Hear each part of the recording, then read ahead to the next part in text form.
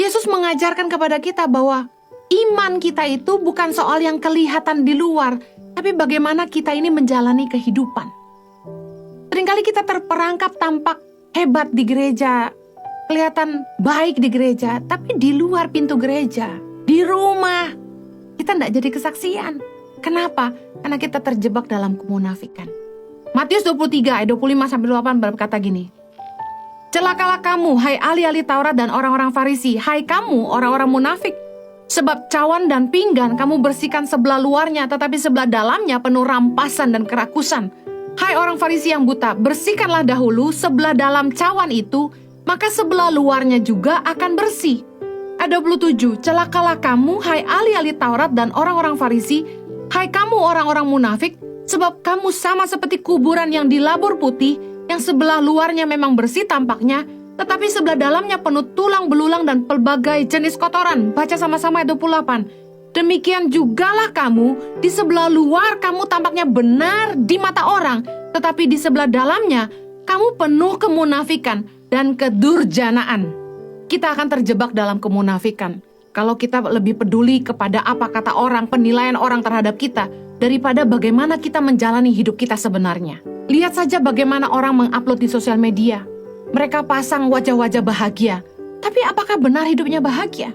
Mereka upload foto-foto bahagia bersama pasangannya, tapi apakah benar rumah tangganya bahagia? Mereka upload wajah-wajah cantik yang difilter. Mereka peduli bagaimana tampak mereka di depan orang. Tapi pertanyaan saya, apakah hidupmu baik? Apakah kamu baik-baik saja? Karena apa yang tampak di luar itu memang penting, tapi hidup kita lebih penting. Perubahan hidup itu seperti ini. Apakah yang pelit jadi murah hati? Apakah yang pemarah jadi lebih sabar? Apakah suami yang suka kasar jadi lebih lemah lembut? Apa istri yang penuntut jadi lebih penurut? Apa anak yang suka melawan jadi taat kepada orang tua? Apakah anak yang kurang ajar jadi lebih sopan? Apakah yang malas kalau kerja terlalu terlambat jadi rajin dan tepat waktu? Apakah yang suka aji mumpung jadi tahu diri? Apakah yang suka mencuri jadi suka memberi? Harus ada perubahan hidup dulu. Sebelum kita memutuskan terjun ke pelayanan di gereja, harusnya pengenalan kita akan Kristus.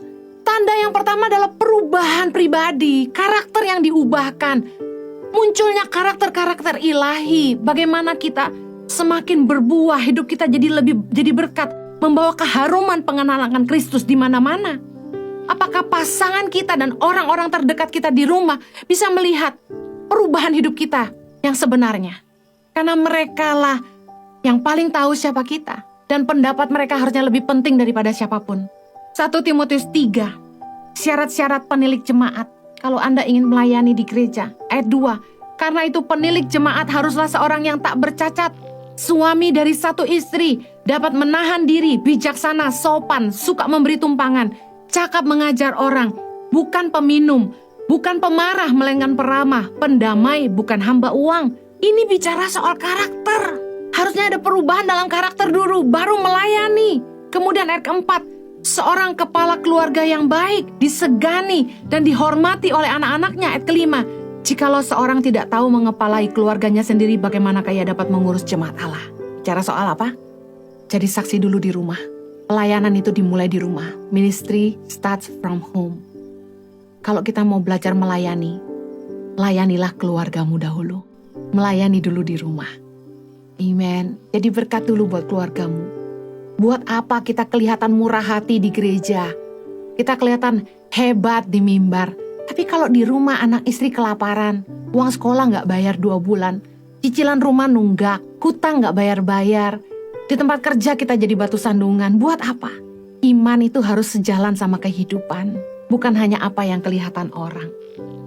Kalau Anda ingin jadi saksi Kristus, apakah hidupmu sudah berubah jadi lebih baik sejak Anda mengenal Kristus? Ditandai dulu dengan perubahan karakter kita menjadi karakter ilahi. Kita jadi berkat dulu di rumah kita.